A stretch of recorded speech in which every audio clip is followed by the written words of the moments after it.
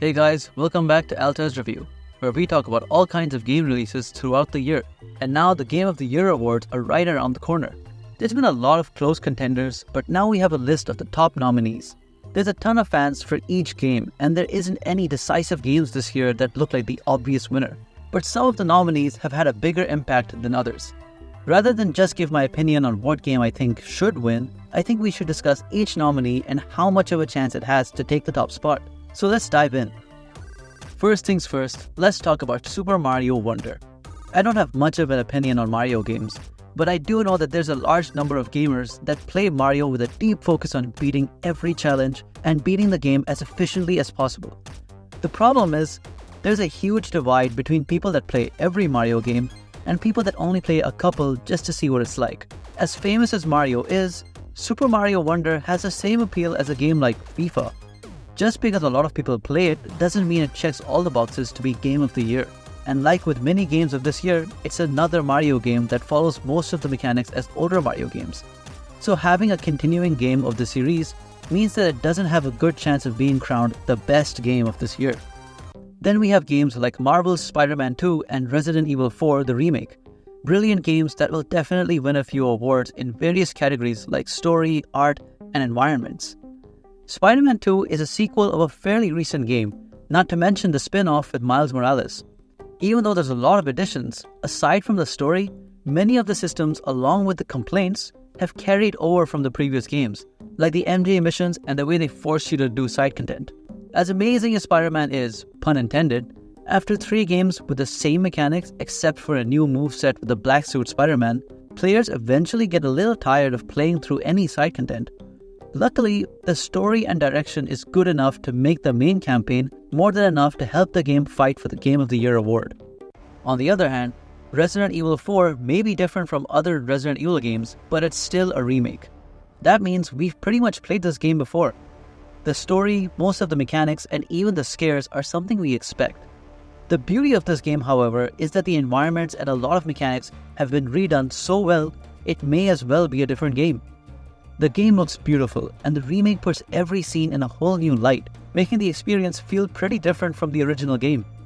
There's even a lot of updated mechanics, including quality of life changes as well as more exciting changes like knife parries that make the game as perfect as the original was in its own time. But the fact remains that Resident Evil 4 is a remake of an existing game that plays quite similarly. So in terms of Game of the Year, it might not be able to overcome the competition. A couple of months ago, we also got the long-awaited Alan Wake 2, and as we hoped, it immediately became one of the best games this year, and definitely one of the best horror games of all time. But once again, it's a sequel of an old game. But seeing the sequel more than 10 years after the original game means there's a lot of long-awaited story additions with high expectations on the gameplay itself. And Alan Wake 2 broke all expectations of horror, adventure, and even of modern gaming itself. Alan Wake 2 has several gameplay elements that innovate on the horror genre using visual horror, psychological scares, and even survival aspects that make the experience stand out from the average game. The addition of detective elements and the depth of the story that's been teased from DLCs and past games lives up to the expectations we've had for the past decade. I'll be honest, I'm a little biased when it comes to Alan Wake 2, but even I have to admit that Alan Wake 2, despite all that it accomplished, might not be able to beat the top 2 games for this year. Speaking as a critic and taking into account the vast gaming community, it's fair to say that Tears of the Kingdom and Baldur's Gate 3 have had the biggest impact on gaming this year, and they may very well continue to influence games in the coming years as well.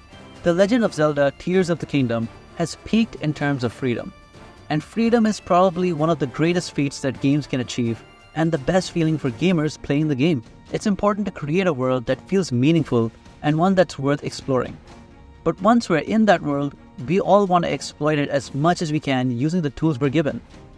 Tears of the Kingdom gives you all the tools, and it gives you the power to make more of them. With abilities like Ultra Hand and Fuse, you can create anything you can imagine using all kinds of materials, including rocks, trees, weapons, and anything else you can find. The traversal mechanics help you put these tools into practice or just explore the vast map, along with the floating islands and the underground map. With so much exploration and sandbox elements, along with more unique quests, Tears of the Kingdom has been a fan favorite for the Game of the Year title.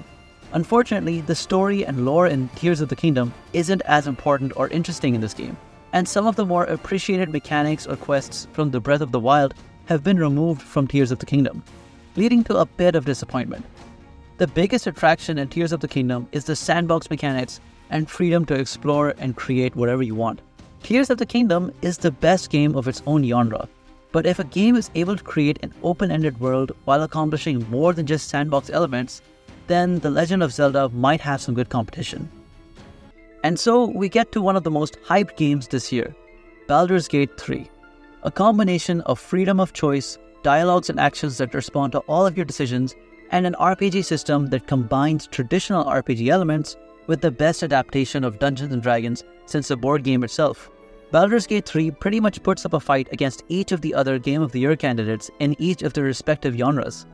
Good gameplay, good story, a meaningful world, and a sandbox where there's no limits to your imagination. Even if Tears of the Kingdom is better in terms of freedom, or if Spiderman has a better story, and even Remake 2 has more innovative ideas, Baldur's Gate 3 is almost as good at all of these things, but it puts them all into one big game. The things that Larian Games has been able to excel in with Baldur's Gate 3 gives us an experience that respects players as a part of the game. It's the kind of thing that encompasses what every type of gamer can appreciate. A game that has everything, and no matter what you're looking for in a game, you'll be satisfied. Whether it holds your hand or leaves you free, or even if it tells you how to have fun in this game, every player has found what they think to be the true fun of this game.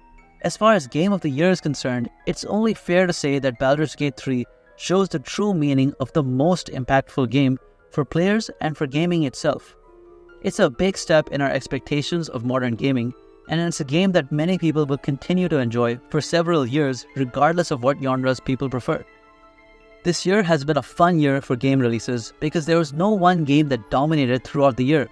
It's a good feeling to have so many different kinds of games that genuinely deserve to be called the best. But we all have our personal favorites, and we all have our opinions on what the most fair decision should be. I wouldn't be too surprised if any of these candidates won the award. But since the Game of the Year award takes into account the majority of gamers, regardless of their background, taste, or preferences, I think Baldur's Gate 3 is the most complete game for the largest group of people. Well, that's my take on this year's Game of the Year nominees. I would have liked to see Alan Wake 2 win the award, and I have even more bias for Armored Core 6. But I guess your personal favorites can't be the objective best games. It's been an exciting year, and I'm looking forward to what we'll see next year. But let's just look to the coming week, where we get to see the first announcement for GTA 6, and later on the Game of the Year Awards official ceremony. Let me know what you guys think about this year's Game of the Year Awards and what game you think should win. If you enjoyed the video, please leave a like and maybe even subscribe. Until then, I hope I see you in the next video.